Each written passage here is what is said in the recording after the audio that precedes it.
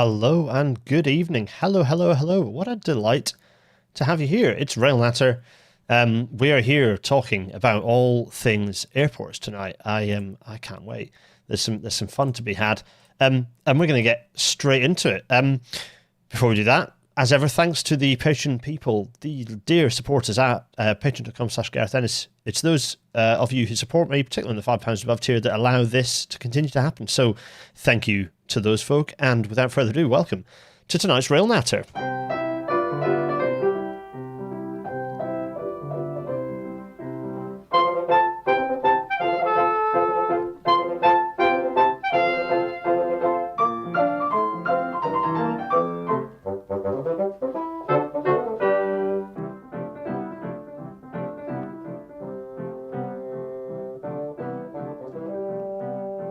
And as the Intercity 225 fades away, we start. Hello, everyone. We start with some interesting news that was popping up.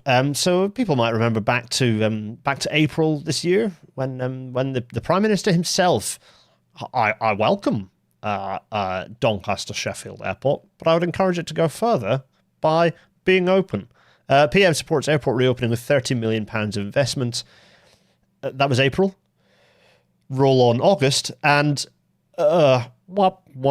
commercial flights from airports unlikely until 2028. Doncaster Sheffield Airport remains closed, and my favourite quote is actually you can dig into the detail, and this is a fun one.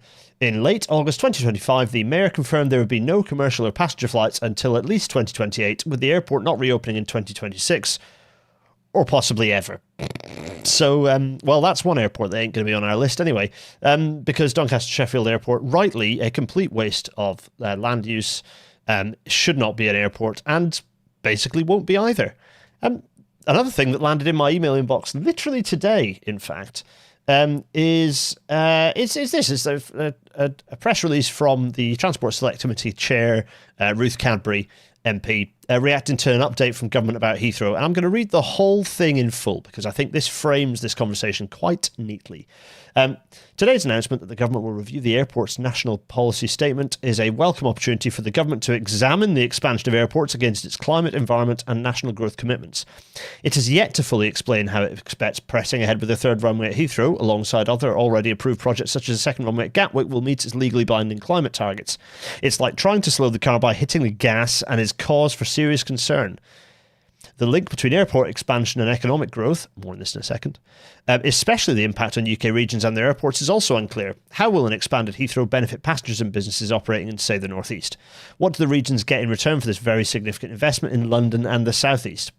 Unanswered questions remain over what, if any, improvements there will be to public transport access to the airport to avoid yet more traffic congestion that would further add to pollution, and we'd like reassurances that the cost will not ultimately be passed on to passengers and freight handlers.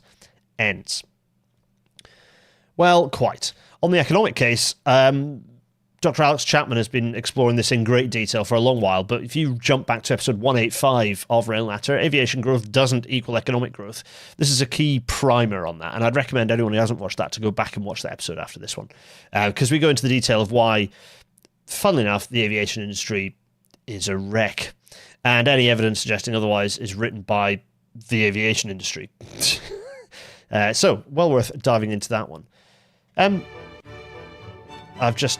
That's you're getting a bit of Hallelujah Chorus. I love how Hallelujah Chorus is just like snuck in somehow into some, or indeed all, of my slides. I don't entirely know. That'll be why. How many have Messiah in the transition? Let's just check. We'll fix this damn mistake now before the Hallelujah Chorus attacks me again. It's like a rogue Hallelujah Chorus just coming in. Have fun with this, by the way, James. Okay, good, fine. Okay, marvellous. We've got rid of the Hallelujah Chorus. The Hallelujah Chorus is going to bug us no more. No. Well, you're going to have to cope with the Hallelujah Chorus for another time. Anyway, before we talk about airports, we also have to talk about federalisation. We have to talk about the idealised structure of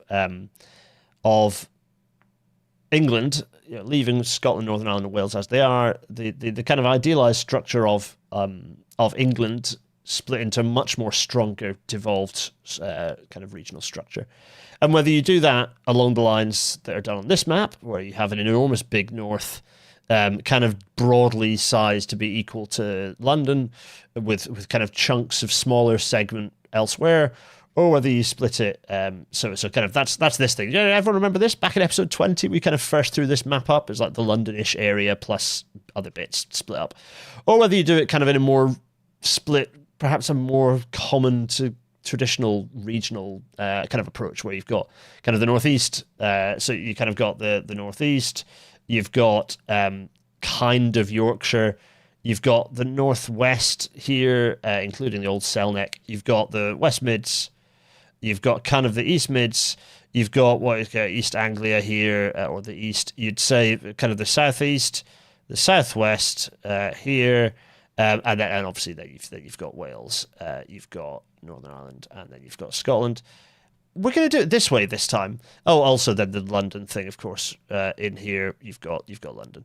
So we're going to kind of do it a little bit different to this.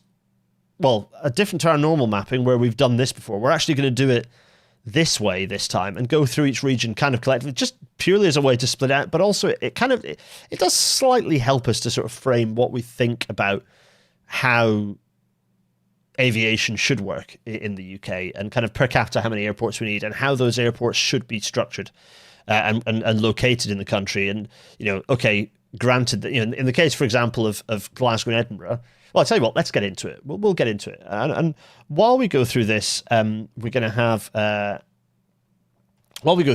Google Earth in the background, which we can nicely refer to here.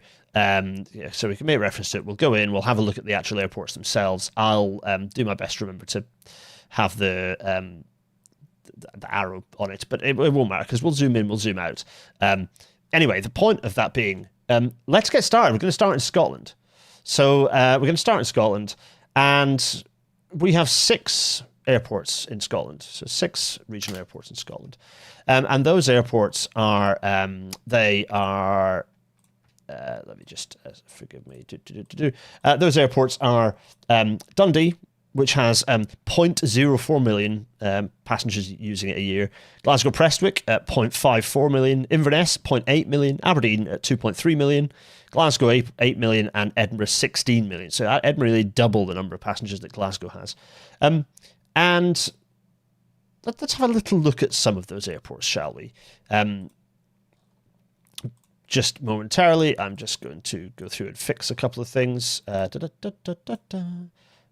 Because this week, by the way, you'll all be glad to know that I've been on full blast dad duty because D is away at a conference, which is fun. The result of that being that I've had less time than normal, which is good and fine, and I'm glad of it. But it does mean that the old rush. I wanted to get this episode out, but it means that I might have had Hallelujah Chorus and also some rogue little bits of Arrow up here that I've successfully got rid of. So we're all good, right? So let's have a look at Little Dundee. What on earth are we doing with Dundee? Why? So let's go down and find Dundee and go. Well, firstly, where is the airport? Where is the airport? Where is the airport in Dundee? Oh, look!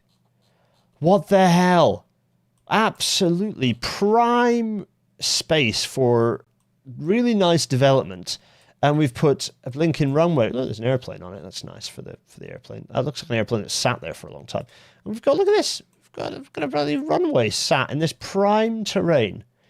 The next question being, I presume that it's well served by public transport.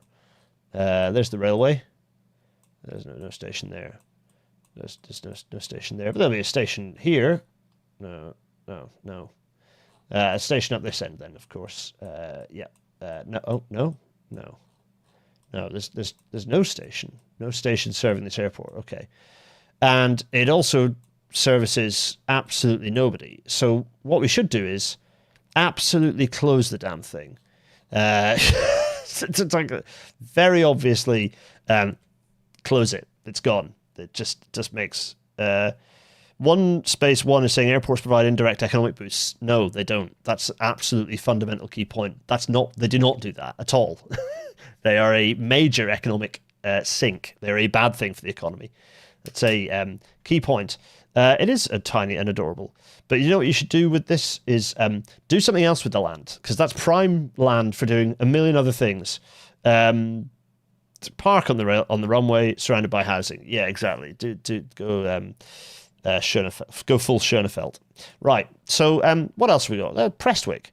Let's go and have a look at Prestwick, shall we? So that was Dundee. What about Prestwick? This is going to test my finding the right place knowledge. So Prestwick is... Let's get our Glasgow. Let's go Glasgow. So Glasgow Airport is over here. Prestwick is... Oh, golly, let me get this right. Everyone shout at me. Prestwick is further over. Right, everyone shout. Glasgow Prestwick. Let's go. There we go. It is... somewhere... Oh, yeah, of course it is. It would, by very nature, be in Prestwick, which is over here. There, Prestwick. Where is it? Up here somewhere. No, Prestwick is down towards Ayr. So it is somewhere around here. People shouting, screaming, yelling. There we are. That'll be Prestwick. There it is. Okay. So some people might be forgiven for going, what? What's this? What's this got to do with Glasgow? And you'd be absolutely spot on. No, I'm deliberately not doing label mode because I think that's more fun. No, it's not. There's nothing. It's obviously this is an airport that should close. We're getting rid of Prestwick. Next is Inverness, and you might go, oh well, yeah, Inverness, another tiny one, absolutely purposeless. Get rid of it. Well, this is the thing. Because of the shape of Scotland, and because of this concentration of islands, Inverness Airport, which is over here near Dockcross, so let's see if I can find it. Kablamo, there is the airport, I believe. That's it. With its new, has it got its new railway station? There it is, new railway station, which adds to our case, by the way. This means that, okay, it's a very odd little airport with its tiny little runway, but this is a candidate for retention because of its location. Generally in Scotland, its use for accessing the Isles. So it stays, actually. It stays. But it's not the end of the story, because what else have we got? We've got Aberdeen. Now, Aberdeen is the biggest, or certainly was the biggest heliport in Europe. It's a pretty sizable airport in terms of what it's built for. Built for a dying, indeed non-existent industry in the form of oil and gas industry.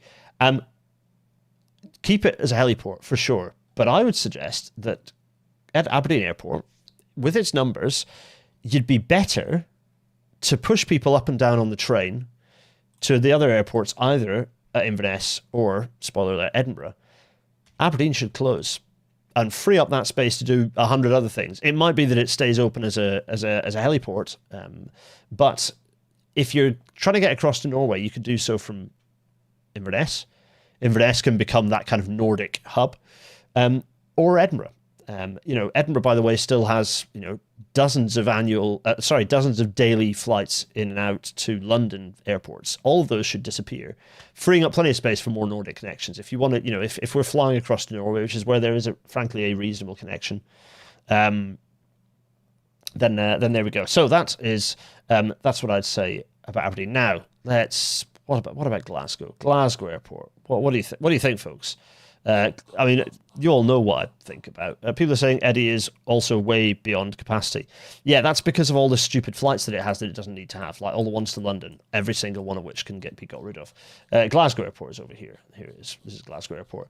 Absolutely prime space for development into something completely different, because this is an airport that shouldn't exist. It should be closed in the due course, and any public transport infrastructure that is serving it can be repurposed into turning this into nice development space, kind of nice area for housing, mixed-use development, housing, and such. So it's gone. Glasgow is gone. Glasgow Airport, goodbye. It's gone. Close it. Bye-bye. Which leaves Edinburgh. So I would say that the two airports you would keep in Scotland would be Inverness and Edinburgh, because we've had discussions before about access to the Isles into Ireland from Glasgow. That can be done with Edinburgh. A good example of where our existing assets are annoying is that the ideal place for a Central Belt airport is more like Cumbernauld, not Edinburgh, actually. Edinburgh Airport's in a really an annoying place. Reasonably well connected, but it's in an annoying place. Ideally, you'd have a Central Belt airport that is in the centre, but we don't. And we're not going to build a new one. We're going to retain an existing one, and it's going to be either it's Glasgow or it's Edinburgh, and Edinburgh is the right choice of those two. So the answer is that we retain Inverness and Edinburgh for Scotland, and that is our answer. So we continue onwards. Our hunt continues. So that's two airports up in Scotland. Let's move over to Northern Ireland, where we have 3 international airports. We've got the City of Derry Airport, we have Belfast International, and we have Belfast City. Belfast City has 2.4 million, and Belfast International has 6.8 million. So, tidy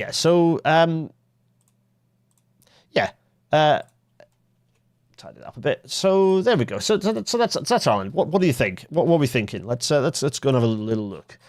You're really gonna. Well, I know that the Belfast International is in a slightly strange place, but not as strange as Belfast City.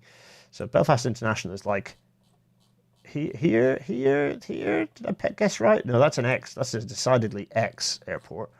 There it is. That's the one. There is Belfast International. Decidedly poorly connected, by the way. Belfast International. There we go.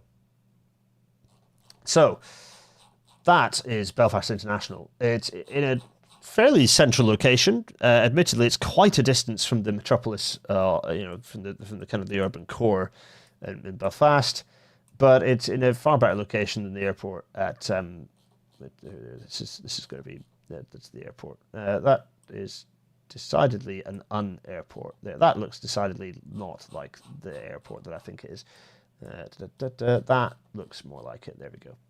That you can get rid of that. It's next to the coast. You can do better things with it. Get rid of that.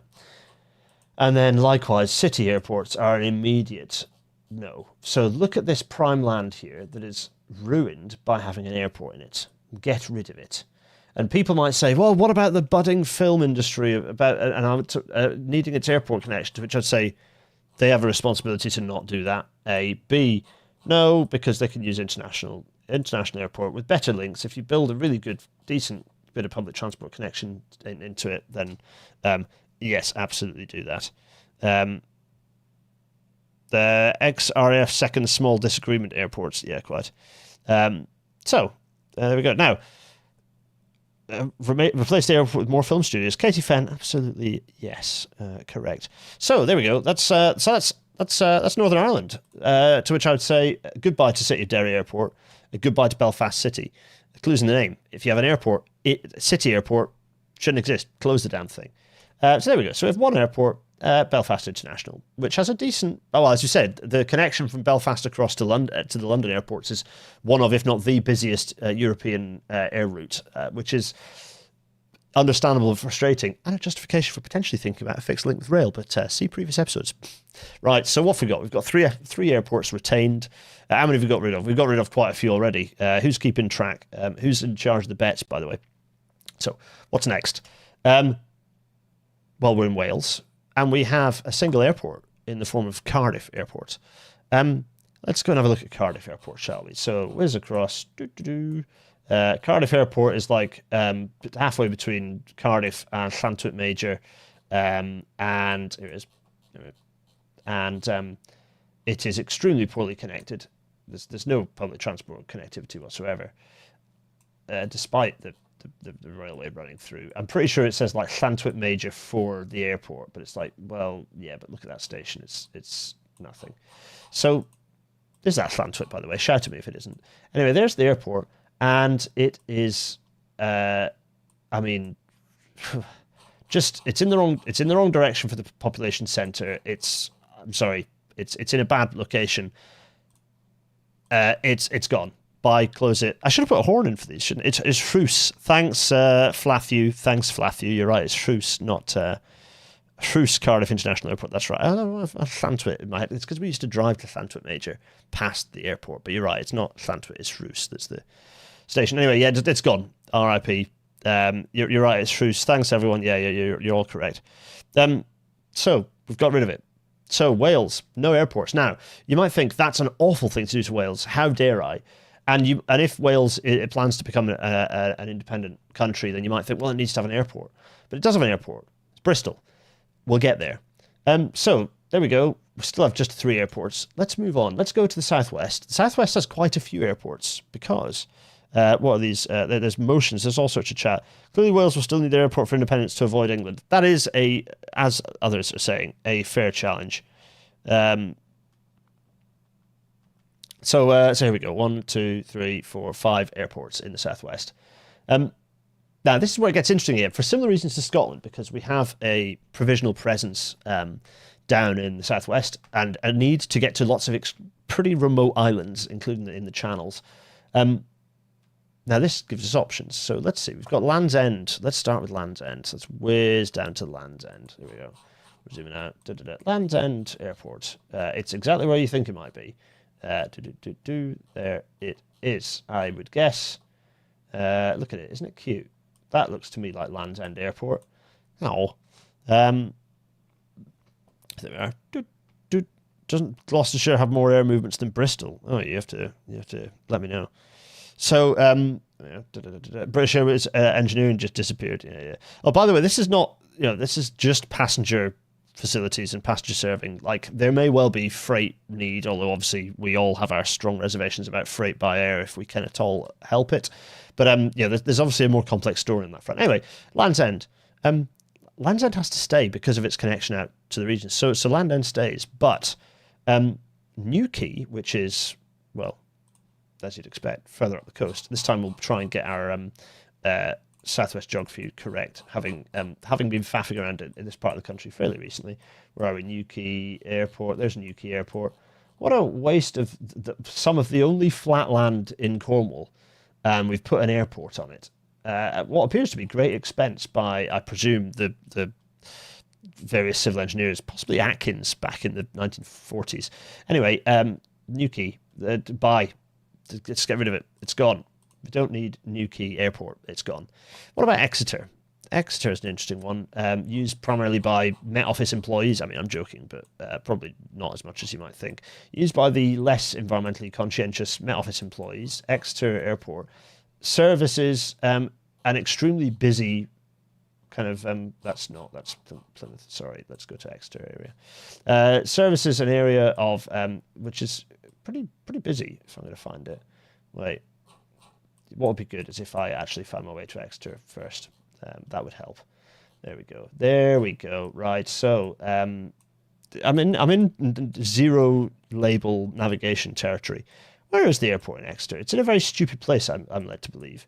Go on, shout me. Where are we going for Exeter Airport? These are also reasons for it. Airports being. Oh, there we go. That'll be Exeter Airport there. There it is. Not well connected, and there are better things to do, I believe, here. Easter M5, thank you. Thanks, everyone. Everyone's shouting at me about Plymouth. That's correct, yes.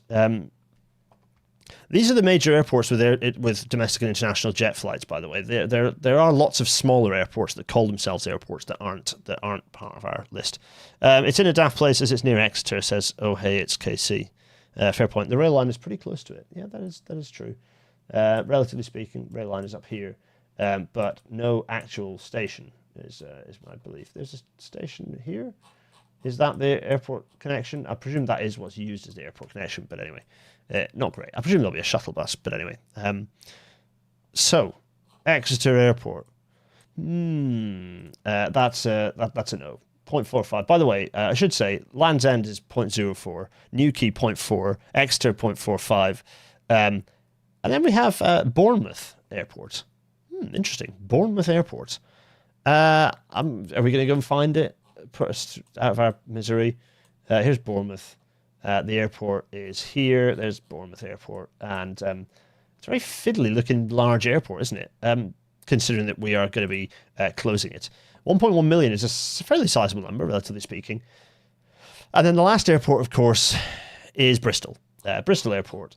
Bristol Airport really, I mean, it's, again, extremely poorly connected, but in terms of its location, that's Filton. That is not Bristol Airport. That's an airport that has been dug up and is being turned into houses. No, Bristol Airport is, where's Parkway? Parkway is... the airport is in a daft location, isn't it? Wait a minute, I did know this. Everyone, shout me. Shout me loudly. Shout me louder. Where is it? There it is. That's Bristol Airport, isn't it? This is Bristol Airport. It's just getting all sorts of car park construction.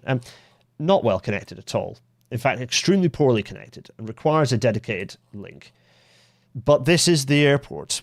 This is the airport for the Southwest. And it should broadly bias us towards what... I mean, annoyingly, Filton was a better located... If Filton should have been the right place for the airport, basically. Direct rail link to Bristol Airport. Yeah, exactly. That's what's needed. Network of FAN 465 365. There are such obvious scars on the landscape. Yeah, I know. That's kind of why that's kind of part of the reason I'm doing making this point. Filton would be a far better location for an airport, other than the fact the city's all around it and it's kind of hemmed in. But because then it really would do a far better job of servicing South Wales. Nevertheless, I do believe the right thing to do is to retain Bristol, or maybe give up on that and build a new one. But if you were going to build a new one, then the place to put it is probably somewhere like where there's old steelworks, or somewhere co-located. My preference would be actually build one in Wales, because then Wales gets its airport, and have it just off the South Wales main line, so it's very well connected with lots of frequent trains. You get the intercities calling there. That might be the way to do it, and you do it in, I don't know, like an X piece of industrial land that has no other particular uses. That could be a good thing to do. So my preference would be that's how you do it, is build a completely new one. Closer channel, so flight path would mostly be over water when flying low. Yeah, it's even the right shape. Yeah, exactly. So my gut feeling is that you should put a new one there, but pending that, we retain Bristol. So that's what I think the right thing to do would be. So actually, kind of, we're going to put a question mark on that one, but we're retaining Bristol for the sake of our remit here is that we aren't building any new airports. But that is in this instance, I think the right thing to do is actually to put a new airport in Wales. So Wales gets its airport, and that would better serve Bristol. If it was on the Great Western Main Line, on the mainline railway, that would be the South Wales Main Line. That would be very good. So 2 airports retained. Land's End, tiny little Land's End, but for its connection mostly to the Isles of Scilly, specifically. So there we go. So back to our little map. We've got 1, 2, 3, 4, 5 airports retained. Now we go to the southeast, where there are some leviathans. We've got Farnborough, Southampton, London Gatwick, and London Heathrow. Ooh, Farnborough Airport. Crikey. Finding Farnborough Airport might be a laugh. Where is it? Somewhere around here? No, like up here somewhere maybe? Who is it? What's this? What's this here? Is this Farnborough, maybe? It's certainly something. Oh no, wait. Where's the airport? Where's the station? I mean, no, that might well be it. Someone shouted me. That looks like it could be that looks like a legitimate thing, and it isn't Gatwick. So I'm going to go with that's Farnborough. Who's shouting at me? Farnborough only has significance as a historic industry site south of Reading. That's it. Oh, thanks, Rigor Mortis. Yeah, lovely job. So there we go. It may well have some significance as a non-commercial aviation hub, but it's gone. Get rid of it. 0.38 million. Absolutely. What about Southampton? Southampton Airport. Let's go down and have a look at Southampton Airport. Let's see. Firstly, where is the thing? As ever, they always stick out like a sore thumb. If you can't, blindly ignore them. Let's see. Where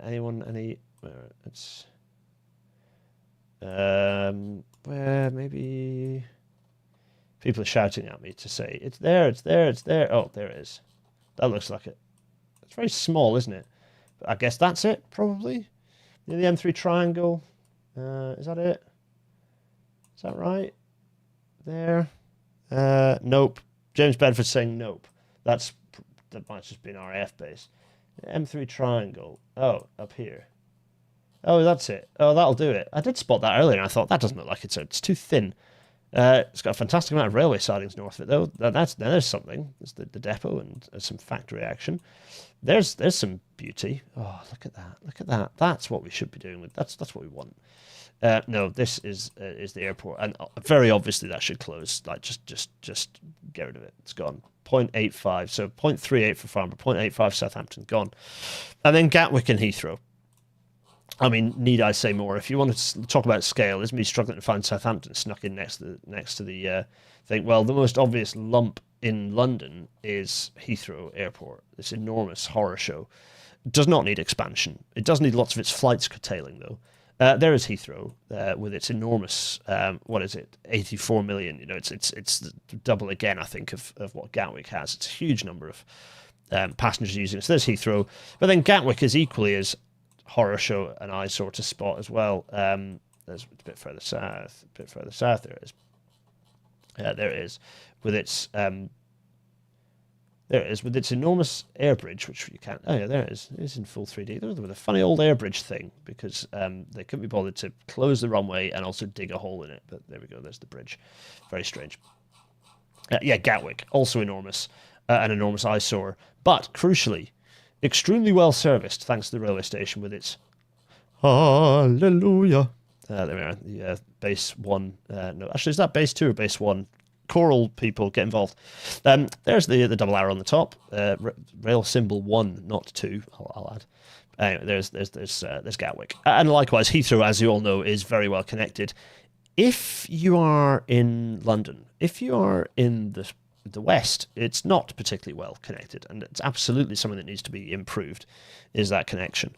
So those two airports. What do you think about those two? Well, they stay. Obviously, those two need to stay because they're enormous. They are infrastructure's well designed, and they're an effective link to the rest of the world. So certainly in the medium to medium long term, they're airports that are going to stay open.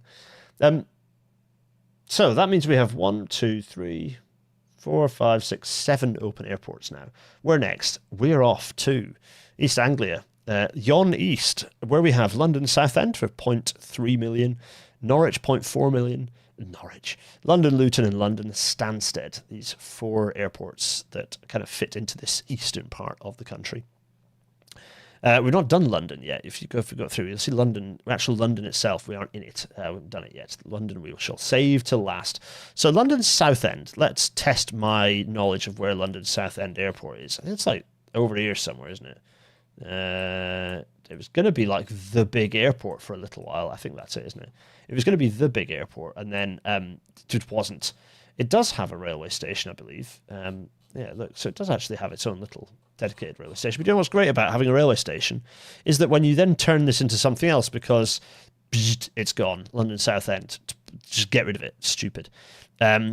You have a railway station that services an area that you can develop for all sorts of other things. So marvellous. So there we go. People are saying dump Norwich and Southend. You're getting on it. People are saying, did I miss London Ashford? Gareth, it's not. If it's not in my list, it means that it has an absolutely trivial and non-existent, basically a trivial number of passengers. Anything that's not on my list is either local and has some necessity, but for the most part, probably shouldn't be open. If they're smaller than the smallest, which was on my list, which was spoiler alert, Dundee, which was the smallest by far, then get rid of it. Goodbye. Christoph et al. Is saying, an argument we run into with airport closure in the USA is loss of controlled airspace around the tower. Yeah, so basically like special flight rules there, similar-ish in the UK, quite possibly, but to that I suppose you just sort of keep the tower open. You just maintain the use of the tower if that's a problem. Just, that's fine. Ashford is closer to France than London. Thank you for that one. There we go. Right. People looking from above. Yes, marvellous. Let alone London. London Ashford, closer to France than Ashford, I think. Thanks, Renze Copper. I'd pronounce your name hilariously. I do apologise. Tom S., is that the Vulcan bomber at Southend? Looks suspiciously like a Vulcan bomber to me. Yes, that would be a Vulcan bomber sat at Southend. Vulcan bomber, what are you doing there, mate? You all right? You all right there? You having a nice little time? You chilling out? Yeah, you all right? X-Ray Lima 426. Yeah, having a nice little time there. Okay, cool. Right. We must escape Southend and head to... Where are we heading to? We're heading to Norwich. I can only apologise. Rich Clinic, I've got your back. Let's go. Let's go Norwich. All the Norwich fans out there, let's hear you make a whoop noise now. Is this Norwich? Could be, couldn't it? It looks like it's got sort of international presence in some airliners. I mean, that's very silly, isn't it, really? I mean, it's obviously very silly. It's prime development land. Let's not talk about this horror show that's been built up here. Yuck. Is that the Wensum Link Road? Oh, horrible. Anyway, disgusting. The airport, it's gone. It's gone. Bye-bye. Now, what of Luton and Stansted? Luton and Stansted, I found myself in a similar situation to Gatwick and Heathrow. They are substantial. They service sizable populations. So this is Stansted over here. Let me just check. Yes, that is Stansted. Yep, recognise that as being Stansted with its gigantic box building. Yep, that's Stansted. Yeah, you keep Stansted. And pretty much exactly in the same position, just over the hill a bit, you find your way going over to Luton. Here's Luton with its brand new, funny little connecting railway thingy that goes up to. Also, look, it says EasyJet on the roof. Look, EasyJet, EasyJet. There we go. And there's the new thingy that runs down and goes over and into the station. Yeah, Luton, even the fact that it's on a hill in like really quite strange geographical layout, because it's on a hill and they've had to, the amount of soil they'll have moved in to build the ruddy thing. I mean, praise be presumably to the RAF who did this originally. But Luton, well used and retains its place. So you get Luton Stansted are retained. Never expected Luton to get a dart station before Dublin. Thanks, Brian. Yeah, fair point. The EasyJet Aria was omitted from Handel's Messiah in the end. Harry Harrison, you're right. It's upsetting, isn't it, really? So, where next? We've got 1, 2, 3, 4, 5, 6, 7, 8, 9 airports retained. Let's go to the East Midlands. Let's see what's happening in the East Midlands. Now, the East Midlands is an important airport because it's on the HS2 should smash through it. Now, talking of HS2, oh look, there's HS2. That's nice, isn't it? Also, HS2 continuing up here. I wonder what they're doing when it comes over here. And I presume, of course, they're going to continue. Oh, what? I'm just getting some information in my ear. 4-year delay to the connection to the West Coast mainline. Incredible. Okay. Anyway, I digress because one of the things that's been built that I laugh at when I've been driving through here quite a lot recently for various reasons. And one of the things that I spot is over the M42. Is where's my line gone? Where is it? Where's my HS2 line gone? Right, so it's coming up through. All right, Google Earth, stop refreshing your data set. So the railway comes through, and there we go. And there's a bit over the. So there we go. You snarl up through there, and then I whiz off on the A42, and there's a bit of HS2 that goes over a little bridge, which doesn't seem to be in here. And that's fine. You know what? Don't worry. Point being that we're going to go and look at East Midlands Airport, which is over here. East Mids Airport. There it is. East Mids Airport. Very heavily used for freight, but it doesn't need to be. What you need to do is expand the rail capacity. There is, by the way, here. There is a sizable bit of rail capacity. Do more of that. Expand that. Expand it a lot, and then just replace all of the freight that comes through, or put it elsewhere into our other airports, because you better believe it, East Midlands is gone. Bye. It does have a lot of air freight, and you know what? You may retain it for air freight in the mean, but should certainly, having got rid of the passenger facilities, firstly you can maybe run more air freight and move air freight out of other airports and free up capacity, so you can use that as real estate better. But also you might then incentivize moving away. East Midlands, by the way, not an insignificant number of passengers, 4.1 million passengers a year. This is 2024 numbers, by the way. But it's gone. So we move from the East Midlands to Yorkshire, and we have 2 airports ostensibly in Yorkshire. I mean, it's Yorkshire and there's bits of Lincolnshire, whatever this kind of lump is that this map has given us. These are official regions, by the way. I don't know, God knows who has made them official, but they are ONS regions. Humberside Airport, 0.15 million. Leeds Bradford, 4.2. Now, let's have a look at Humberside Airport, shall we? Let's whiz over here. It's a very satisfying east-west airport, by the way. Just don't think about the Kegworth Air disaster. Right, so Humberside Airport. Well, I presume it's somewhere along Humberside, which would be along here somewhere. Where is it then? So, Humberside Airport. The ability to find it quickly, by the way, isn't just me making bad content. It's kind of a deliberate ruse to see how easy these things are to find. Go on, chat. Let's see what's going on. Rumour on way build an HS2 station there, reroute the MML through it. You connect Nottingham, Darwin, Leicester to HS2. Thanks, Richard Gadsden. Not a bad idea. Is this Windows 10 still? Yeah, this is very Windows 10. I ain't going to Windows 11 on this machine, and ideally I never will go to Windows 11 because Microsoft can switch your computer on and off, whether they just on a whim. No thanks. I don't know why I'm just looking at this bit. Where is our little Humberside Airport? Where is it hiding? Is it the east or is it the west? Go on, everyone. No one knows where it is, actually.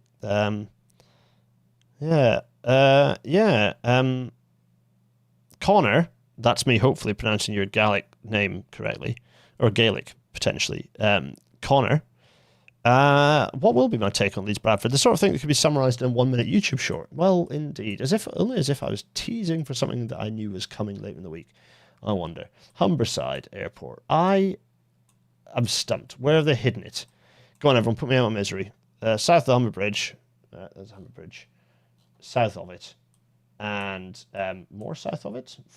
Even more south of it? Like a lot south of it or a bit south of it? I'm fascinated now. Where have they hidden it? Where have they hidden the thing? I'm intrigued. There's lots of interesting... I'll tell you what, there's lots of like fantastic kind of historical geography of what rivers used to do in this area before we Dutchified it. More south. More further south. Like, a lot more further south? You know what? The best thing to do in this situation is to... airport. There we go. The best thing to do is to Humberside Airport, and immediately they have a model of a Thunderbird 3, which is fascinating to me. It's so it's just south of the A180. Okay, that's geography I can do. So there's the thing, there's the A180, and there's the airport. Okay. Oh my goodness, it's nothing. It's just nothing there. I mean, quite obviously you get rid of it. It's gone. There, it's gone. Katie Fenn is saying as much as Windows 11 is rubbish, surely it's better than using an operating system that has security updates. It has security updates for now still, Windows 10. This is not legal advice. Leeds Bradford. Okay, Leeds Bradford is easy to find because it has one of the biggest buildings in Europe at it. Let's go over to Eden and have a look, shall we? Yeah, that was easy. Look, and it's the enormous Avro factory where they built Lancaster bombers. Someone correct me on that. They did build bombers here. Leeds Bradford Airport Industrial Estate. This building is huge, and historically, a little aside, they had grass on the roof to the point where it had like lakes and things and cows on the roof to put the Luftwaffe off. Green City, 140,000 members. That's epic. Thanks, LNERW1. Fantastic. This is a very cool building, far cooler than the airport, which is a dump and should be closed. And not just because the airport is silly and on the top of a ruddy hill and quite a challenging approach and annoying for a lot of people in the area, not least like, look at this. Look at this thing. Like, you could basically like take off at running pace because there's so much of a massive lump of hill floating above. If you live in Cookridge or Horsforth or Addle, it's a nightmare for you. And if you live in Otley, the traffic's dreadful. So get rid of it. It'd be a good thing. However, as I said in my short, it doesn't mean you don't build the airport link, the airport railway link, because if you are going to develop it as housing, mixed-use development, all sorts of fun stuff, then having a rail link would be quite a good idea for that. So there are things you should do, but keeping it open as an airport is certainly not one of them. So it's gone. 4.2 million. It's not an insignificant number of people. We'll get in a minute to the overall structure of what you do with airports. We're getting there, though. So, haven't really added many, have we, in the middle? Let's go to somewhere else. Let's go up to the northeast. Let's go to Teesside first of all. Teesside Airport, 0.23. Teesside Airport. What do you think I'm going to say about an airport that's only open at the moment thanks to Conservative Party corruption? What do you think I'm going to say? Let's go down and find out, shall we? The airport is here. There is Kablamo. And it's basically closed anyway. It does have a station in the form of like a request stop or whatever it is. It's quite some. It's like. Is that it? Wherever the airport is, it's pretty hilariously diminutive. There are better things you can do with this space. Let's be quite honest with ourselves. It's dead. As James Bedford says, it's dead already. Yeah, absolutely agree with that. It's gone. Now, Newcastle. Let's go up to Newcastle. Importantly, connected by the metro. Metro gets you up there. So let's get up to Newcastle Airport. There we go. Crucially, actually, I did some work on a junction on the approach into the airport because it is integrated into the metro system. There it is. There's a rather snazzy connection to the airport. It's a diminutive little thing, but it's a respectable airport as Newcastle. Gets a decent bit of connectivity. And again, you'll start to see, I should say, it's not just the metro, it's fairly well connected other than that. It's not a great distance off the A1. It is a pretty well connected airport, relatively speaking. Crucially, though, is its location relative to all the others. Yes, Newcastle should stay open. And relative to all the others, you start seeing a pattern emerging. This starts then being quite a useful airport for people in the borders of Scotland who aren't going up to Edinburgh, then come down to Newcastle. So it is a useful airport to stay open in terms of the overall shape of the UK rather than hubris about, well, my city wants an airport. Oh, my city wants an airport. So what next? Well, we're over to the northwest, which is a large, weird-shaped dingle-dongle of figure 8 in this, whatever specificity of this mapping they've used. But anyway, so we have two airports. Liverpool, fairly well used, 5.1 million passengers in 2024. Manchester, which is an enormous airport, 31 million. I think you all know what the answer here is. Ina's saying 17 closed, 10 retained. Newcastle also serves Carlisle. Absolutely, James Bedford. Yeah, no, I fully agree on that one. I think Newcastle is actually a very well-located airport. And it makes a lot of sense for lots of different reasons. Like, it also serves emergency services access into the Northern Pennines. Like, there is a logic to it. So, of the two airports we have, let's go and look at Liverpool Airport over here. We're going to go over here and find our way down to Liverpool Airport, which is like down here, isn't it? That's it. And someone's going to shout at me if that isn't it. Is that it? Yeah, I think that is it, isn't it? I would describe this as a diminutive and just a whole lot of car park. And do you know what I like a lot? Is car park. Look at this. Just car park. Horror show. Get rid of that. Disgusting. Vile. Prime development space for like nice properties near water. Like, this is overlooking the beautiful... Well, okay. Still, if you like Mordor as a vibe, then get the wonderful views across to Ellesmere Port.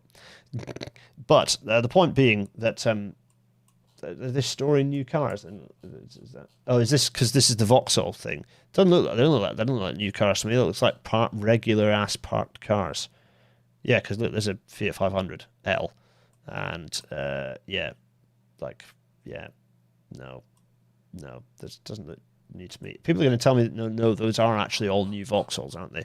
Yeah, because is this the Vauxhall plant somewhere around here? Anyway, I don't care for it. Unusually full. Crosswinds. Christopher L. Yeah, thank you. Oh, crosswinds. Yeah, quite. Anyway, point being, RIP to that one. Whereas if we go to Manchester. Let's just whiz over to Manchester. Oh, look. Oh, yeah, no, that's right. Manchester is an enormous bloody thing. It's a huge, huge airport with an enormous amount of work that's been going on here by how muddy this bloody concrete is. Crikey. Yeah, no, Manchester is an enormous airport, well used, and, crucially, mostly owned by the city itself, a municipal airport, and a successful one at that. So, you know what? Rooting a little bit for Manchester Airport, even if the experience in Manchester continues to be not great if you're going places, but I think they're getting there. Anyway, Manchester Airport. So you'll be unsurprised to hear that what we're doing is getting rid of Liverpool and retaining Manchester. Manchester absolutely stays. Don't hover over Manchester Airport too long there, they'll charge you. Vox is on the Wirral, Ford is in Hillwood. Thanks, Gareth. Right, so where else have we got? Birmingham.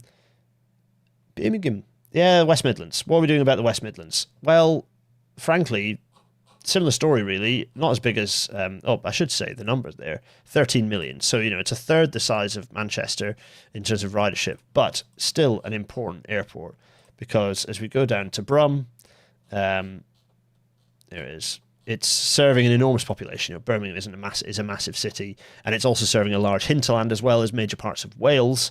So yes, Birmingham Airport is retained, stays put. So then we start to see our shape of our map. What's left? Oh, London City Airport. Now I wonder. Now, okay, go on then. What do you think? Let's just add a little poll here. London City Airport. Lives, dies. Start poll. There we go. Let's see what you think, everyone. You all know me pretty well watching this. Hello to all 215 of you watching live. Pretty sure all of you on here know me well. What do you think is going to happen to London City Airport? Do you really think it has a right to exist? I'm going to go with, well, let's see, 87% of you think that it's going to go.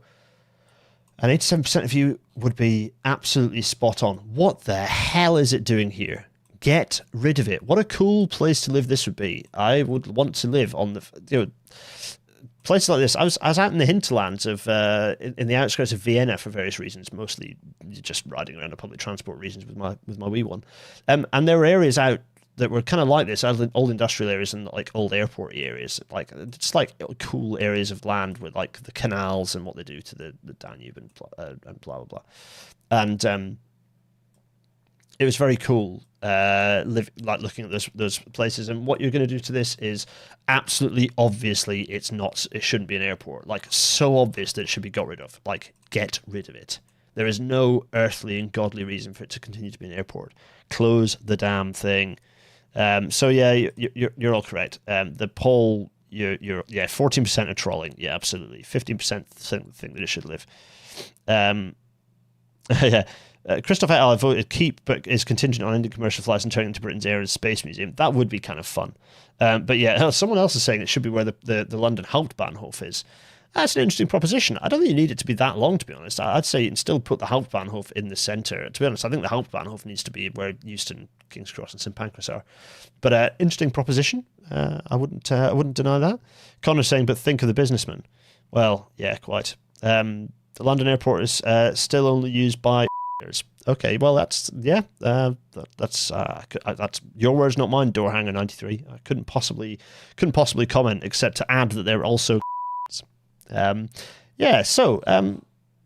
City Airport. Bzzzt, it's gone. So this leaves us with our airporty map. Having gone through, there's our airporty map.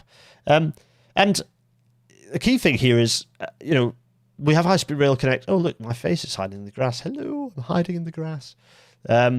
We have High Speed Rail. It's a known technology, and High Speed Rail across the country would get rid of the need for a lot of flights, not all flights. It would get rid of all domestic flights, but you still need to spread the load of international flights, and doing so by spreading the load of international flights and removing entirely all domestic flights, other than fringe ones to islands and things. Then you are able to reduce the burden on those local areas because you don't have to run them quite so intensively. And also, one of the things we need to do is then where we can, and by the way, we can realistically obliterate by 90% the realistically reachable by rail European air market. So that is where Eurostar absolutely needs to step up, and a lot of work needs to happen in St Pancras. Watch this space. I will say that having by the way, of course, this to be consumed in line with episode 222, the high-speed rail network we need. So you can go back and look at that high-speed rail network and enjoy thinking about what the whole rail network looks like. Let's put my half face up in green. So here's our map, and you can start to see that this makes some sense. People are pointing out that's a lot of airports for the population. Yes, I'd agree, and it'd be nice to reduce those. But what I would say is actually what to do is is to kind of even the load of what happens. So actually reduce how much is happening in the London airports and spread those regionally. And then actually at that point, you might start being able to think strategically about some of those airports. But you have to remember, London is an extremely major city. And so I think you'll struggle to justify getting rid of those four. It would be nice to be able to consolidate. I think you'd struggle to, given the size of the population. And I think the remainder, particularly if you then sort of overlay bits of our high-speed rail network on there, you start to see that there's a logic to it. You know, if you look, you can see that they're kind of, for Wales, you've got the ability. You know, you've got going to Bristol, going to Brum, and going to Manchester provides Wales with its connections. If you're in Glasgow, you're going over to Edinburgh. If you're in Aberdeen, you're going over to Inverness, or you're going down to Edinburgh. You know, with frequent and improved, by the way, rail connections. You might find that quite a lot of people are going over to Newcastle and up to Newcastle. If you're in Yorkshire, you're either going to Manchester, as many people do, myself and others included, in York, going to Manchester, or potentially, if with improved rail connections, up to Newcastle as well. There is no need for there to be an airport in the region. There isn't. You know, Yorkshire's airport is Manchester, frankly, and ditto for Liverpool and surrounding area. And for the East Midlands, you're going to Brum, or you're going down the middle of main line to Luton, or you could go up to Manchester. Certainly, if we again overlay our kind of high speed, bearing in mind that our high speed network also does this as well. So, I just added a count of the bare bones to sort of show you what that kind of looked like. Now, what of individual connectivity? We've talked a bit about these individual airports, but we'll talk more about this kind of shortly because it's worth saying that. It's worth saying that we'll talk a bit more about airports in the bonus. We're going to have a bit of a bonus. But, if we bring those, kind of take our map and get rid of the colours and sort of see the spread of airports, it makes some sense. Like in terms of the geographical and population density, it makes some sense, I think. Brian Condren is saying airports should be located based on distance to other airports, size of airport reflects population. Yeah, agreed. And this, for me, feels like the right mix, accepting that there are... Bristol is a key one that is poorly located. I think we'll maybe go into some more of the detail on this for the bonus episode momentarily, which is coming up. If you're a £5 above subscriber, you can watch more thoughts on airports. You can join us as we chat specifically about some of those airports and how we'd improve some of the connections to the airports we retain. More on that at 9:30. In the meantime, a little bit of news. So just very quickly, I would want to say it's extremely worrying that the rail industry is in as bad a condition as it is. In Railway 200 year, no less. Noel Dolphin's been doing a very good job. Follow Noel if you don't already. To keep an eye on the various things to do with the supply chain. He's one of the few people within the supply chain who's actually standing up, sticking his neck out and talking about what the problems are for the rail industry and not hiding, which I'm afraid that most of the industry is doing, is trying to keep its head down and hope that they'll blow over. Naive to the fact that this government are not spending any money on the railways anytime soon.